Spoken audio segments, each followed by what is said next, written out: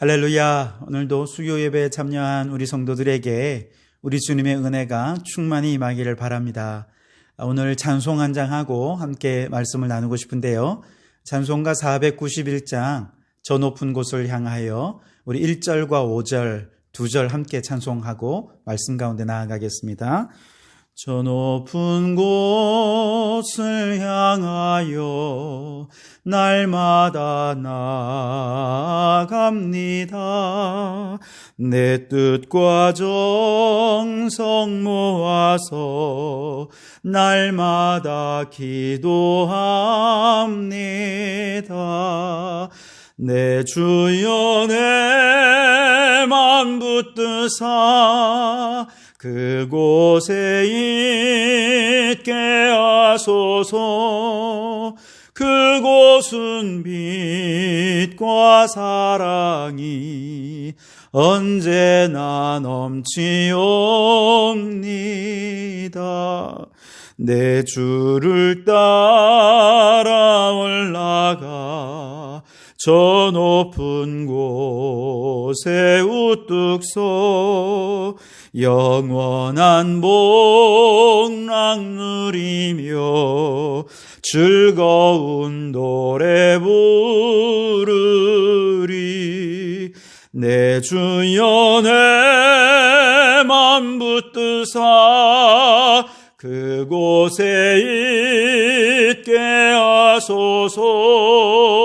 그곳은 빛과 사랑이 언제나 넘치옵니다.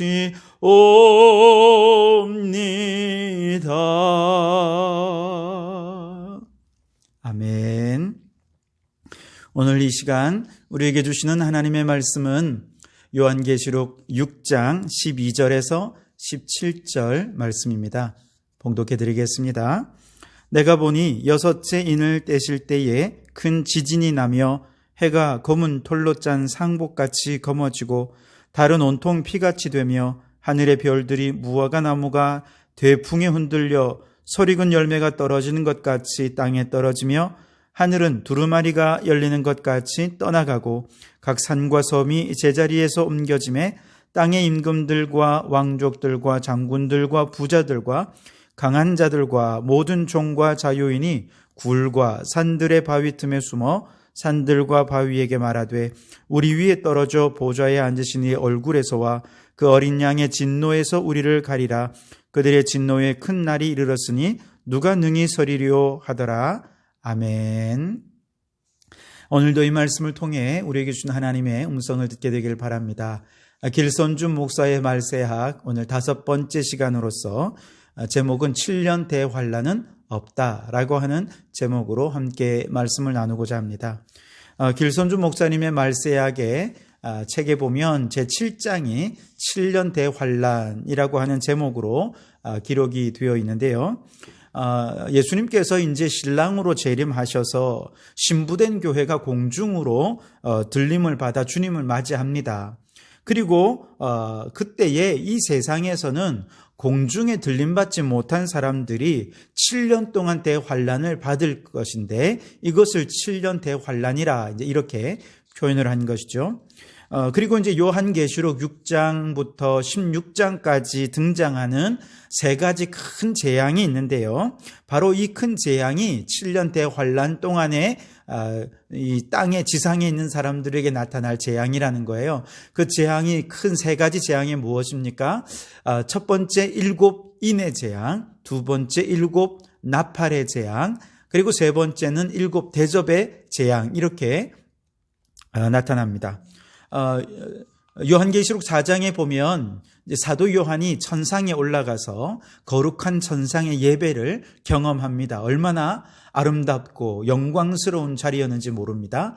그런데 그곳에서 자세히 보니까 보좌에 앉으신 이의 손에 한 큰 두루마리가 들려 있는데 그 두루마리는 안팎으로 글이 쓰여져 있는데 7 인으로 봉해져 있어서 그 내용을 볼 수가 없는 거예요.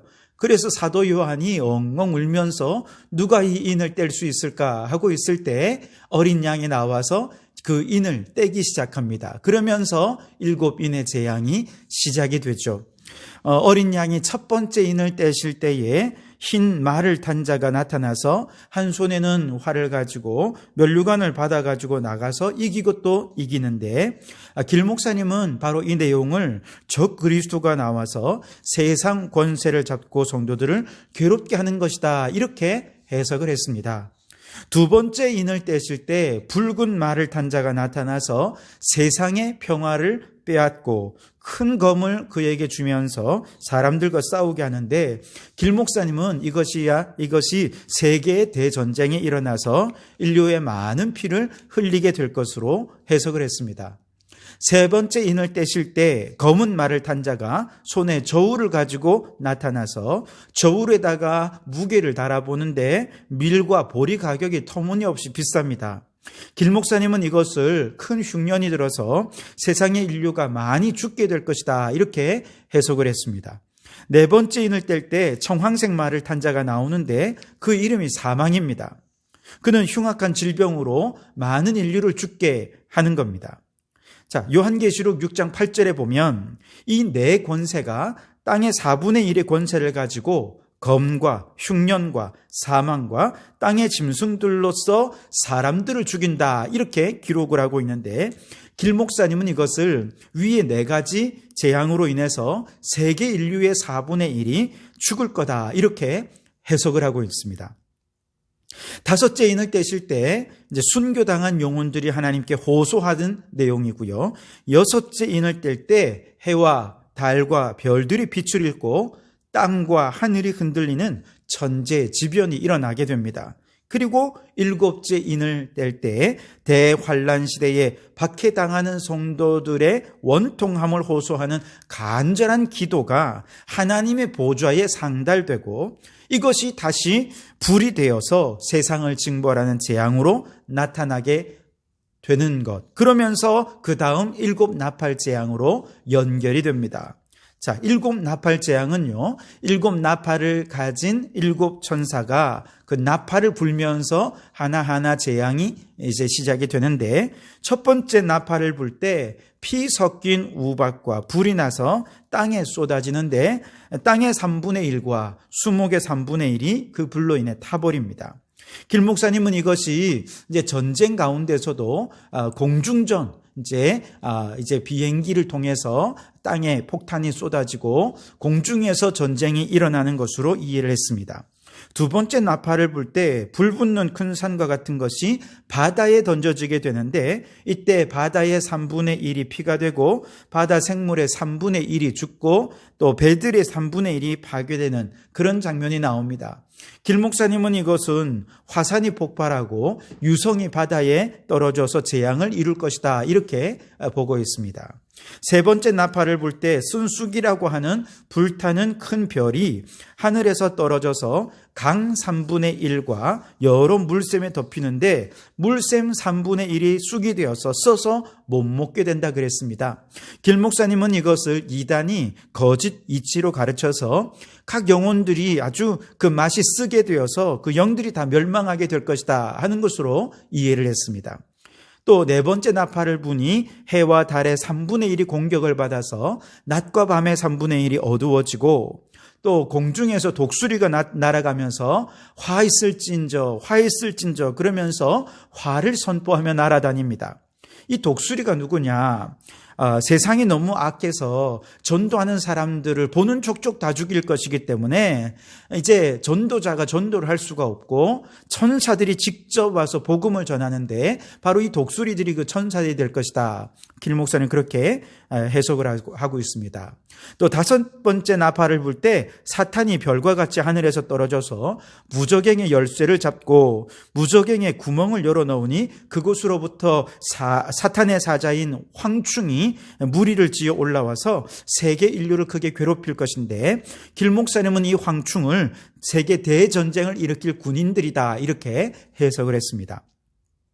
여섯 번째 나팔을 불 때 사람들의 3분의 1이 죽기로 사람들의 3분의 1을 죽이기로 작정된 마병대가 수억 명이 나와서 무기를 가지고 사람들을 죽이게 되고, 일곱째 나팔을 불 때 마지막 그 다음 일곱 대접 재앙으로 이제 연결이 됩니다.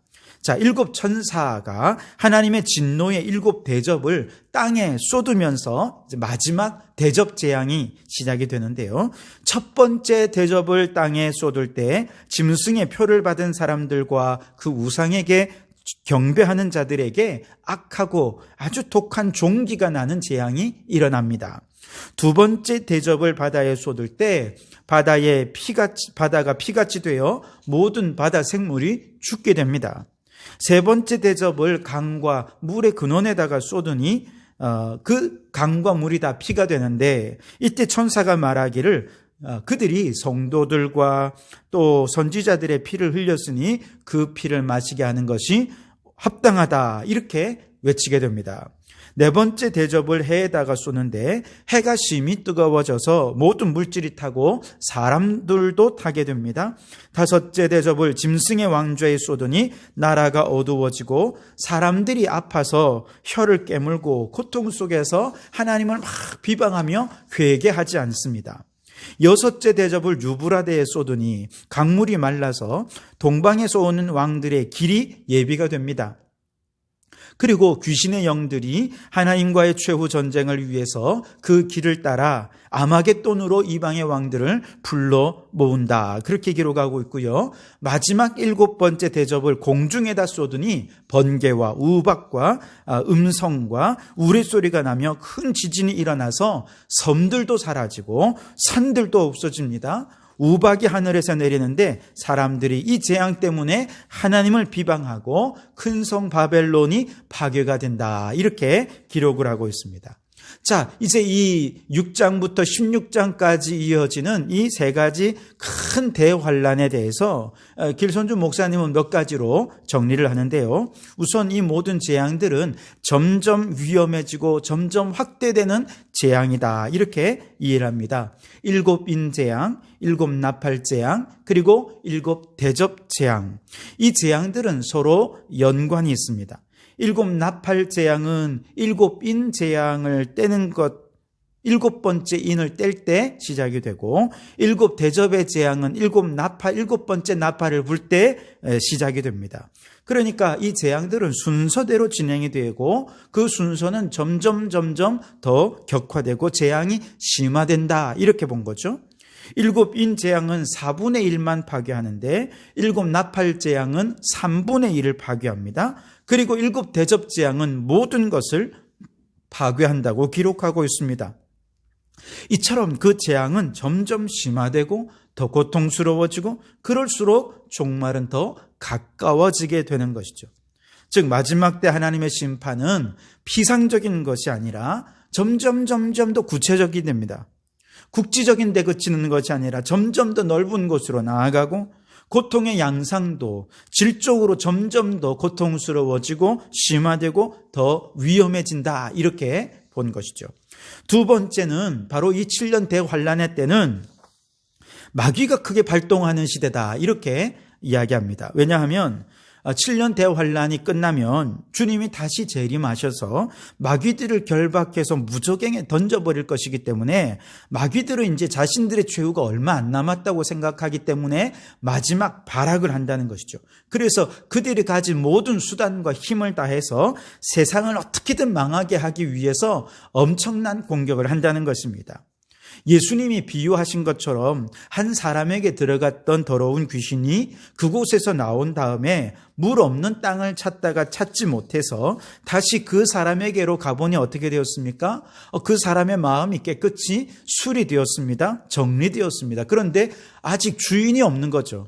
그래서 자기보다 더 악한 귀신 7을 데리고 그 집으로 다시 들어가니 그 사람의 형편이 이전보다 더 악하게 되었다. 주님께서 말씀하신 것처럼 이 시대가, 이 7년 대환란의 시대가 이제 7 귀신이 들어와서 온 세상을 이전보다 더 악하게 만드는 그런 시대가 될 것이다, 그렇게 이야기합니다.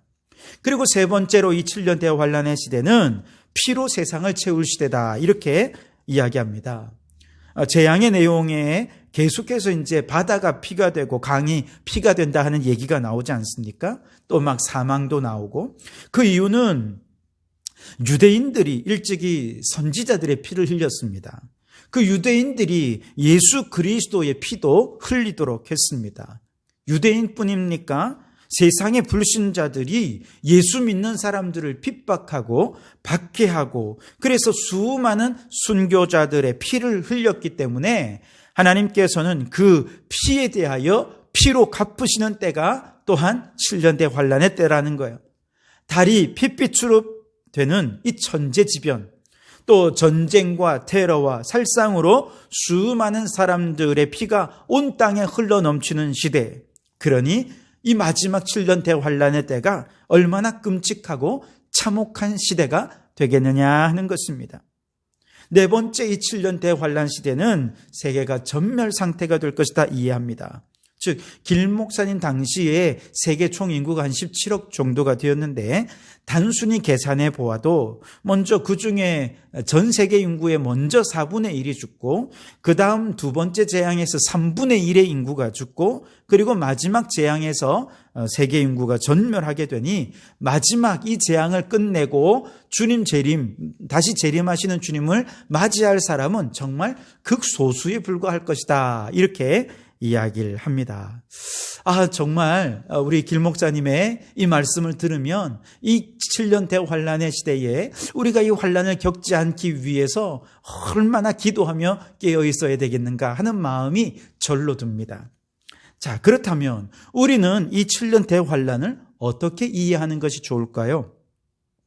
한마디로 오늘 말씀의 제목처럼 7년 대환란은 없다. 이렇게 이해하는 것이 좋겠습니다.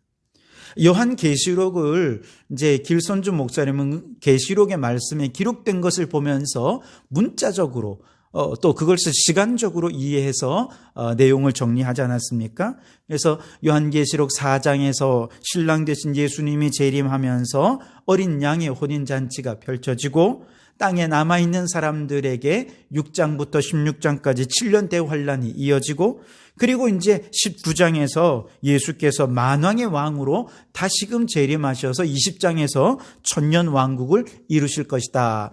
요한계시록의 내용의 순서는 이렇게 됩니다. 이제 길손주 목사님은 그 기록 내용의 순서를 따라서 이게 시간적으로 이렇게 이루어지게 될 것이다. 이해를 하셨거든요. 그런데 오늘날의 학자들이 이 요한계시록을 보면서 이것은 기록된 순서가 곧 그대로 그 시간의 순서대로 이루어질 것이다. 이렇게 보지는 않습니다.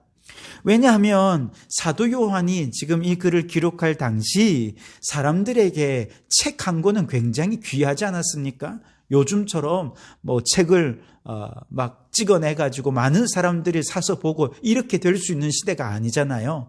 책 한 권을 만드는 것도 너무 귀하고 사람들이 그 책을 볼 수가 없기 때문에 누군가 그 책을 가진 사람이 다른 사람들에게 읽어주면 사람들은 듣고 들은 내용을 잘 기억했다가 다른 사람들에게 구전으로 전하던 시대가 바로 그 시대였습니다. 그러다 보니 한번 그 말씀을 듣고 그 내용을 다 기억하는 것이 어려웠죠. 아무리 기억력이 좋다 그래도 그걸 기억하는 건 쉽지 않습니다. 그래서 그 책을 기록하는 분들은 할 수 있으면 듣는 분들이 기억하기 좋도록 하기 위해서 똑같은 내용을 다양한 방식으로 여러 번 반복해서 기록하면서 듣는 사람들의 기억을 도운 것이죠. 사도 요한이 요한계시록을 기록하는 것도 마찬가지입니다. 이것을 듣는 독자들이 이 내용을 읽을 때 중요한 내용은 반복해서 듣고 기억하기 좋게 하기 위해 반복적으로 서술하는 부분들이 있었던 것이죠. 그래서 요한계시록 쭉 읽어보면 앞에서 분명히 바벨론이 패망했다고 나오는데 뒤에서 또 한 번 더 나와요. 앞에서 땅의 짐승들이 멸망됐다고 나오는데 뒤에 또 나와요. 어린 양의 혼인잔치가 앞에도 나오고 뒤에도 나오고 이렇게 반복되어 나오는 내용들이 있다는 거예요. 즉 이런 것들을 생각한다면 이 요한계시록의 내용이 순서에 따라서 점진적으로 이루어지는 사건은 아니다. 그렇게 볼 때 우리가 7인의 재앙, 7나팔의 재앙, 7대접의 재앙은 시간적으로 점차적으로 나타나는 어떤 그런 사건이다, 이렇게 이해하기보다는 오히려 종말의 때에 이런 대환란이 반복적으로 계속해서 일어나는 일이다라고 하는 것을 지금 강조해서 기록한 것이다라고 하는 것이 더 맞는 것이라 볼 수 있겠습니다. 또한 종말이라고 하는 개념도 이미 여러 차례 말씀을 드렸습니다만 어느 한 시점이 종말이 아니라 예수님께서 부활 승천하신 이후부터 주님이 마지막 재림하시는 그날까지가 다 종말입니다. 그 종말의 시기에 많은 천재지변이 지금까지도 있어 왔고 앞으로도 주님 재림하기 전까지 많은 천재지변이 있을 것입니다. 이미 수많은 전쟁들이 있어 왔고 앞으로도 수많은 전쟁들이 있을 것입니다. 이 모든 일들이 종말의 때에 일어날 환란들이라는 것이죠. 예수님께서도 이런 환란이 찾아왔을 때 마태복음 24장 말씀에 보면 너희는 두려워하지 말라, 이런 일이 있어야 돼 아직 끝은 아니니라. 그러면서 언제 그 끝이 온다고 했습니까? 이 천국 복음이 모든 민족에게 증언되기 위하여 온 세상에 전파되리니 그제야 끝이 오리라, 그렇게 말씀을 하십니다. 다시 말하면 지금 우리는 이미 종말을 살아가고 있다는 거예요. 종말의 때에 틀림없이 이런 환란이 있어 왔고 앞으로도 있을 것이라는 것입니다. 어쩌면 길손주 목사님이 이해하셨던 것처럼 종말의 환란은 과거보다 앞으로가 더 강해지고 더 위험해지고 더 거칠어질 수 있을 것입니다. 그러나 중요한 것은 그런 환란을 볼 때 우리는 두려워할 것이 아니라 오히려 더더욱 주님 오실 날을 준비하며 천국 복음을 증언하는 사명에 집중하는 삶을 살 수 있어야 한다는 것이죠. 그래서 반복해서 제가 이 시간을 통해 드리는 말씀은 길손주 목사님의 말세아 강의를 통해서 우리는 깨어있는 신앙, 주님의 재림을 기다리는 신앙을 강화해 나가야 합니다. 만일 지금 성경에 말씀하시는 이 말세의 때에 일어나는 환란들이 우리에게 일어나지도 않고 그저 평안한 시대가 계속되고 있다고 해서 우리가 주님의 재림을 기다릴 생각도 하지 않거나 우리의 신앙이 깨어있는 신앙이 되지 못한다면 이거 주님이 기뻐하지 않으신다는 것입니다. 왜냐하면 우리 주님 언제든지 주님 오실 날을 깨어 준비하라, 기다리라, 그렇게 강력하게 권고하지 않으셨습니까? 세상 모든 사람들이 세상의 현재적 즐거움과 세상의 평안함에 취해 있을 때 우리 성도들만큼은 눈앞의 평안 속에 우리도 함께 도취된 삶이 아니라 주님 언제 오실지 모르니 주님 곧 오신다고 하셨으니 경각심을 가지고 우리 깨어 기도하면서 주님 맞을 준비하면서 더 사명에 집중하는 그런 삶을 살아야겠다, 이런 믿음의 각오들이 있어야 하겠습니다. 그래서 요한계시록 6장에서 16장까지의 이런 큰 환란들을 보면서 마지막 시대에 환란이 있을 것을 생각하면서 우리 성도들이 생각해야 될 것은 더 사명에 집중해야 한다는 것입니다. 반대로 만일 지금 우리의 삶에서 전쟁이 막 일어나고 천재지변이 막 일어나서 온 세상이 두려움으로 가득 차 있다 해도 주님의 재림을 기다리는 성도들은 두려워할 필요가 없습니다. 왜냐? 이것은 끝이 아니라 시작이기 때문에 그렇습니다. 앞으로 더 큰 고난이 올 것입니다. 더 큰 환란이 우리를 기다리고 있을 것입니다. 중요한 것은 지금 눈앞에 닥치는 환란 때문에 두려워하는 것이 아니라 천국 복음이 지금 어떻게 전파되고 있는가, 얼마나 전파되어 있는가, 우리는 지금 어떻게 이 복음을 전하고 있는가, 여기에 우리의 시선이 머무를 수 있어야 한다는 거예요. 우리가 바라보아야 할 것은 이 천지지변이나 환란들이 아니라 사명이 우리가 바라보아야 할 것이라는 거예요. 사도 요한이 대환란에 대해서 이처럼 길게 강조하고 있는 이유는 지금 이런 환란 속에서 고통당하고 고난당하고 있다면 염려하지 마라. 이 환난을 끝장내기 위해 우리 주님 곧 오신다 하는 희망을 주기 위함입니다. 또한 지금 평안함의 주에 나태해져 있는 성도들이라면 이런 종말의 환난이 곧 다가올 것이다. 그러니 정신 차려라, 경고하기 위함인 것이죠. 그래서 여러분, 7년 대환난은 없습니다. 그러나 이미 우리는 종말의 시대를 살아가고 있고 그 환난의 시대를 살아가고 있습니다. 이제 곧 종말이, 더 큰 종말, 환난이 우리에게 찾아올 것이니 어떤 환난이 찾아와도 믿음으로 이겨낼 수 있도록 굳건한 믿음을 준비하는 우리 성도들이 되실 수 있기를 바랍니다.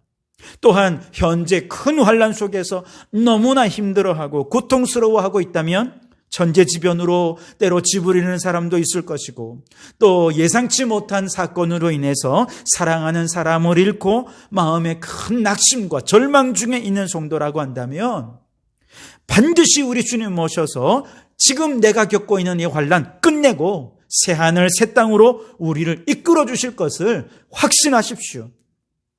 그리고 현재의 환난을 이 종말적 신앙으로 이겨내는 성도들이 되실 수 있기를 바랍니다. 그래서 우리 모든 성도들이 이 종말의 신앙으로 지금 이미 우리 안에 그 환난은 진행 중이고 앞으로도 더 큰 환난이 찾아올 것이니 늘 깨어서 오늘 지금 이 시간 주님이 재림한다 해도 기쁨으로 주님을 환영하며 맞이할 수 있도록 그렇게 깨어 준비하는 마라나타의 신앙을 가진 성도들이 되시기를 주님의 이름으로 축원합니다. 기도하시겠습니다. 하나님 아버지 감사합니다. 참으로 연약한 우리들, 부족한 우리들이지만 말씀을 통해 그 믿음이 더 굳세지고 깨어있는 신앙 가지기 위해 우리에게 귀한 말씀을 주시니 감사합니다. 7년 대환란은 없으나 이미 우리는 그 종말의 시대를 살아가고 있고 그 환란이 이미 다가왔고 앞으로도 다가올 환란들입니다. 많은 환란 속에 우리 성도들 두려워하거나 낙심하거나 절망하지 않고 오히려 이제 곧 그 환란을 끝내고 주님 재림하여 오실 것을, 그리고 우리를 새하늘 새 땅으로 불러 이끌어 주실 것을 믿고 확신하며 환란을 잘 이겨내는 저희들 되게 해 주시옵소서. 오 주님, 평안함 속에서 환란의 때를 준비하지 못하고 있는 성도들이 있지 않습니까? 아버지여, 이제 곧 이런 환란이 우리에게도 닥칠 것입니다. 깨어있는 저희들 되게 하시고 정말 정신 차리고 믿음 위에 굳게 선 신앙생활하게 도와주시옵소서. 아버지 하나님, 그리하여 우리 모든 성도들이 주님 맞을 준비 잘할 수 있도록 은혜를 더하여 주시옵소서. 예수님 이름으로 기도하옵나이다. 아멘.